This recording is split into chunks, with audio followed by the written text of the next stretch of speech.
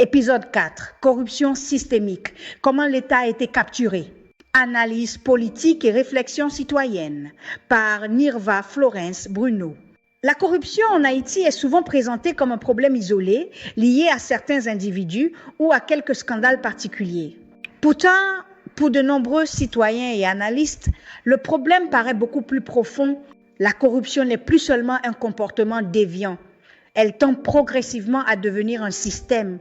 Il existe d'abord une corruption dite de survie, des fonctionnaires mal payés, des employés publics abandonnés, des institutions sans ressources suffisantes, des citoyens obligés de contourner des procédures pour des services essentiels.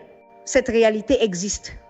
Elle fragilise l'État, mais elle ne représente qu'une partie du problème. Car au-dessus de cette corruption quotidienne se développe une corruption beaucoup plus puissante, la corruption systémique. Elle implique des réseaux organisés capables d'influencer les décisions publiques et les marchés de l'État. Dans ce système, les fonds publics deviennent des espaces de redistribution politique. Les institutions censées contrôler les abus deviennent elles-mêmes fragilisées ou paralysées. L'impunité s'installe. Les grands scandales éclatent. Les rapports sont publiés. Mais très rarement les responsabilités aboutissent à des sanctions. Le dossier Petro-Caribe reste pour beaucoup le symbole de milliards destinés au développement qui ont disparu. Pendant ce temps, les conséquences réelles de la corruption sont supportées par la population. Des routes non terminées, des hôpitaux insuffisants, des écoles abandonnées, des services publics affaiblis. La corruption systémique produit un effet dangereux. Elle détruit progressivement la confiance collective. Lorsque les citoyens cessent de croire à la justice et aux institutions, la société entière entre dans une crise profonde.